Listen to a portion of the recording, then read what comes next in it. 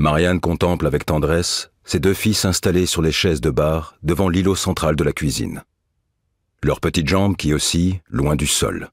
Leur air sérieux et concentré, comme si la confection d'une pâte à crêpes exigeait autant de rigueur qu'une opération à cœur ouvert.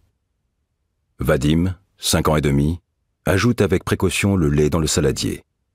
Il ne s'agirait pas d'en perdre une goutte. Marianne s'est toujours demandé si cette application, ce besoin de ne pas gâcher la nourriture, lui venait de tout ce qu'il avait vécu avant. Avant de faire partie de leur famille, avant d'arriver en France, avant de connaître des bras qui le serrent avec affection, des lèvres qui l'embrassent avec amour.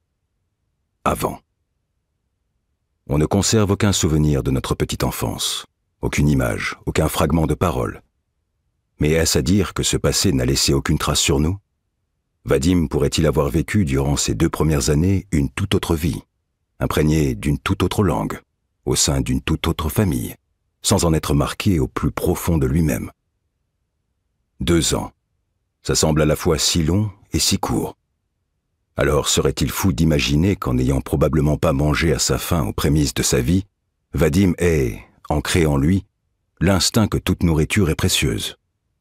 Lorsqu'il n'aime pas un plat, il se force pourtant toujours à finir son assiette, même si Marianne et Sylvain n'ont jamais insisté pour qu'elle soit vidée à tout prix. Quand elle lui prépare son goûter pour l'école, la petite boîte en plastique rouge vif revient toujours propre, et elle sait combien il s'est appliqué à humecter son index pour ramasser toutes les miettes de biscuits. « Je rajoute du lait ?» Marianne hoche la tête en contemplant son fils aîné mélanger au fouet la pâte à crêpes.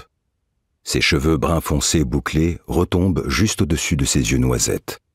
Elle les regarde qui s'agitent au rythme du mouvement du poignet de l'enfant. Cette fois-ci, elle aimerait bien les laisser pousser encore un peu. Ne pas céder à Sylvain qui préfère les coupes courtes, bien nettes. La peau pâle de Vadim, son menton en pointe, ses lèvres fines et ses yeux en amande l'ont toujours émerveillée. Évidemment, son mari et elle ne sont pour rien dans sa beauté. Ils ne pourront lui transmettre en héritage que des mimiques ou des gestes, qu'il intégrera et reproduira au fil des années. C'est vrai. Et alors, cela devrait-il empêcher Marianne d'éprouver de la fierté? Ils sont malgré tout nombreux, ceux qui soulignent que le petit garçon ressemble beaucoup à son papa. « Il a les mêmes fossettes que Sylvain », s'éclame régulièrement sa grand-mère. « C'est fou, c'est le portrait craché de son père », a fait remarquer l'autre jour la vendeuse de fruits et légumes au marché. Dans ces moments pour le moins incongrus, Marianne se contente de savourer le compliment, de sourire avec bienveillance, comme si elle n'était pas étonnée. Elle ébouriffe les cheveux de son fils et murmure un chaleureux « Oui, on me le dit souvent ». Rien de plus.